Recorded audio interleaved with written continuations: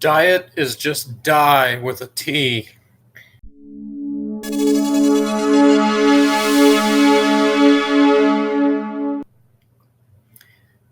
I'm pretty sure that it was Garfield the cat who first said that thing about dieting. Um, but regardless of where it originally came from, it's obviously an opinion that a lot of people share. Um, where dieting is a bad word, and it's something where you're restricting yourself in a way that's unpleasant or um, causes you pain or strife or stress. And obviously, I used to think that too. Um, and as I discussed in the previous video about this subject, um, I used to consume whatever I wanted to, and as much of it, whatever I could had available to me, as much of the time as I could. Um, Hi there, I'm Jeff, the SP Spaz.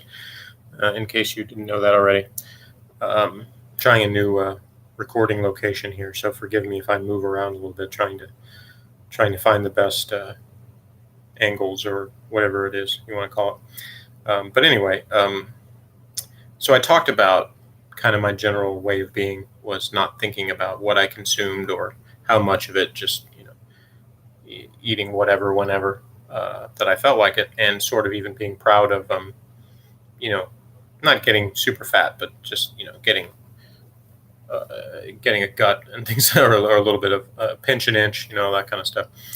And kind of sort of, I guess, filling that role as the lovable fat guy, sort of became my thing for a bit because that was something I could do. As you're growing up, when you become a teenager, a young adult, and you're kind of the NFs may be the types that seek identity their whole lives, but everybody does that to some extent when they're young, to try to come into themselves, find themselves, so to speak, and sort of become the person that they are as an adult. And so, to an extent, I did that as being sort of the jovial fat guy type. I mentioned on a previous video some of my similarities to Chris Farley, the actor. Thankfully, I've now lived quite a bit longer than he has, but I understand why he had some of the problems he had, because I relate to a lot of them.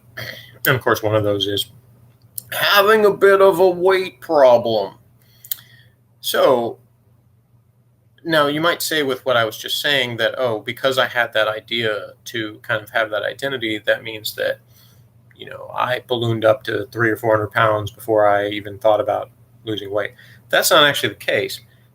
And to show you, again, I mentioned in the previous video, I believe, how much something sticks with you as far as like self-esteem and stuff goes, that when I was in junior high athletics, I was walking without my shirt on, and one of the girls on a bus that was leaving for a field trip or something like that said, like, sarcastically, "Hey, nice body," at me out the window. And I still remember that because it made me sad. It made me feel bad that because I kind of looked down at myself and had a gut, and I didn't feel good about the way I looked. And that wasn't like the exact moment where I first had any kind of issue about that, but I definitely had insecurities about my body and my looks starting at a fairly early age. I think a lot of people in that kind of junior high age, that are going through puberty and adolescence, whatever you want to call it, they experience that. So the first time that I tried to do anything that you could call dieting in the sense of trying to restrict myself in any way was actually when I was in high school. And they'd had those commercials on TV for, the Slim Fast type of stuff, or, a shake for breakfast, a shake for lunch, and a sensible dinner, or whatever, they would say. I'm pretty sure that's what it was. So, again, advertising slogans that stick with you. So there was actually sort of an offshoot or a knockoff of that Nestle did, called Sweet Success. Pretty sure that was the name of it. And of course, if you know me, I try to do two things.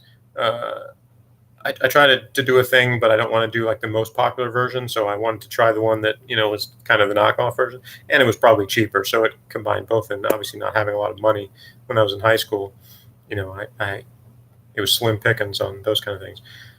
And so it was probably still more expensive than buying these $1 boxes of generic chocolate chip cookies.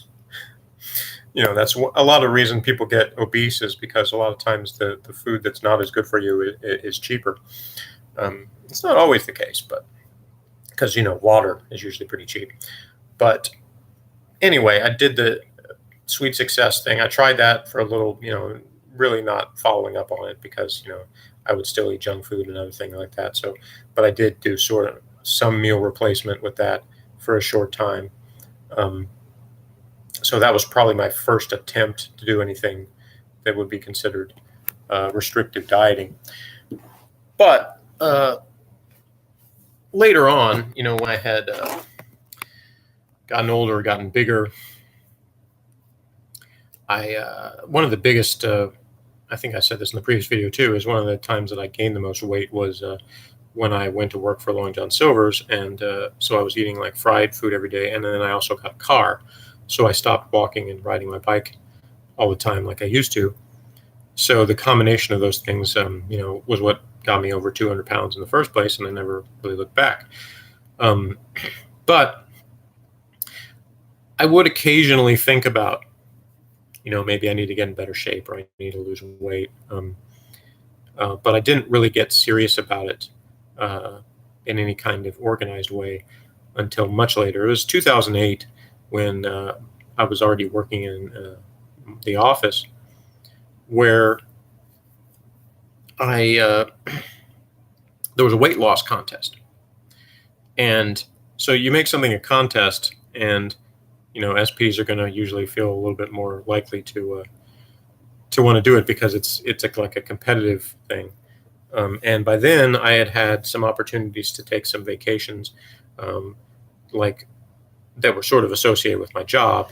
So they were technically business trips, but didn't do a whole lot of business on them. My job had sent me to Disney World because it was part of a national convention, and things like that. So it had some kind of taste of that. And then this weight loss contest, the winner was going to get a trip to Galveston, which is, if you don't know, is on the Gulf Coast of Texas. And there's several theme parks, resort type things, things like that to do there. Anyway, so I had this goal, and the funny thing is with the weight loss contest, it started out with all the management in the company showing up for the original meeting where a personal trainer came out and talked to everybody about methods of losing weight and getting in better shape. And each week, that personal trainer, the company was paying for him to come and weigh people and measure them to see what their progress was in terms of this. And as the contest went on, the number of people participating kept going down and down. And really, in fact, it only took a few weeks before it was down to only about 4 or 5 of us at the most. And I think it ended up being the final week was only 3. So obviously I wasn't competing with a whole lot of people. And they even did weekly winners. So some of the people that had ducked out of the thing were able to win something earlier. And the funny thing is that I won the contest, and the personal trainer guy had said some things not to do because he talked about yo-yo dieting. And he's like, if you do these things to try to lose a bunch of weight fast, you'll end up just gaining the weight back, and sometimes more than that. And of course, I was following some better methods. My coworker actually had bought a book called The Abs Diet, and I was trying to follow some of the principles that were in that to help me lose the weight. And some of those things I actually learned in that. I ended up incorporating, beyond that, ended up completely never abandoning. And it's one of the reasons why I don't eat as much at a time as I used to, because one of the things that the Abs Diet said was eat smaller meals more often. And for a lot of my time since then, I've done that, even if I wasn't necessarily doing a diet, quote unquote. One of the things I want to talk about, and I will more in a future video, is how the word diet is kind of misused, and it really just means what you're eating is, as opposed to necessarily being something that's trying to lose weight or anything like that. But anyway, uh, of course, the final week when I was one of the people who had a chance to win this thing, I did like as many of those things he said not to do as possible, the things that would make you lose a lot of weight really fast because I was trying to win the contest. So, the final week, I was basically starving myself. I was drinking nothing but like low calorie smoothies, and I was doing like a whole lot more aerobic exercise, doing a whole lot more walking. I couldn't do a whole lot more because I was out of shape enough that I couldn't really run or do much jumping or things like that, but I could walk. So I would just try to kill myself walking as much as possible. And, like I said, have very low calories. So doing that for the last several days of the contest pushed me over the top or the bottom, so to speak, and that I was able to win the contest. So, of course, so that resulted in me in my great new career of being in great shape. No, exactly. It did what the personal trainer said it would do. Is when I stopped those habits that got me to win the contest, then I gained all the weight back and more, of course. But like I said, I did pick up some habits through that ended up helping me later on. So a little less than 2 years later, probably around New Year's of 2010, a lot of people do this at New Year's. They do those resolutions or that they're going to lose weight or get in better shape. And of course, I've done that. So that year, I signed up for something on the Men's Health website that was called the Personal Trainer, which I believe still exists. And I started to say I don't recommend you wasting your money on it. But the thing is I can't say that it's a waste of money because it might help you. I think it did help me. But I feel like in retrospect, it's not something I would do again because I know better methods now. And there were some things that I didn't like about it in terms of the kind of advice they give. They were somewhat contradictory because they had support available where you could talk to sort of a diet coach and an exercise coach. And the diet coach would say things that directly contradicted things that the editor-in-chief of the magazine, Men's Health, the guy who wrote the abs diet, things he said in the book. So it was like, well, you two don't seem to agree with each other. And this is something I noticed. I've noticed a lot over things what I've read about diet and nutrition is a lot of contradictory information where two so-called professional nutritionists, whatever, have completely opposite views on how best to do something. So one of the things that the abs diet said was that you can both lose fat and build muscle at the same time. And in fact, building muscle was one of it makes you better at losing fat. So they work in tandem. Whereas the diet coach guy on the Men's Health Personal Trainer said, you need to decide which one's more important to you and focus on just doing that because you can't do both at the same time. So again, it was like contradictory stuff. But it was an online program, and it was the most structured, like organized diet thing I ever did because it was something where you're actually entering in all of the foods that you're eating in a day and logging all the workouts you do.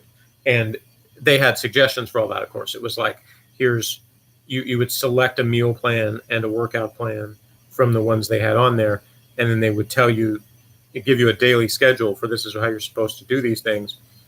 But of course, you could do substitutions and stuff. If you didn't eat exactly what they told you to eat, they would tell you something you could substitute that would be the same number of calories, same macronutrients, in terms of like protein, carbs, fat, all that. And same with workouts where you could substitute a different exercise and it would tell you like how much of this particular exercise would take the place of that.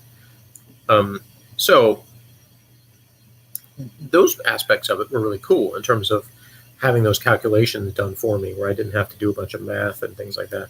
And of course that was something that I found plenty of ways to abuse in terms of not following the schedule, but I did follow it more than anything I had before. Like I said, it was the most structured that I'd been with anything like that.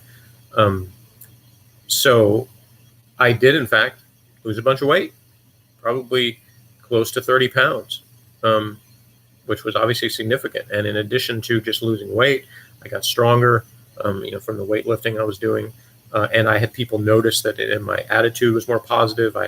People even sometimes said I was glowing. They would notice that I had this overall better feeling about myself and my life and my body, because it was true, I did. But again, I did that program for the time that I did it. I had my success, And then basically I did something that the program itself recommended, which is when you get done with the particular schedule, the workout schedule that they had, that you take a little bit of time off. I think they said like a week or two, and then you sort of start a new workout at that time. And of course, I used that take a week or two off to basically take the rest of my life off in terms of, as I fell out of most of those good habits, and wasn't following the structure of the program anymore, because, as I've talked about many times, my instinct is not to be structured and scheduled about anything.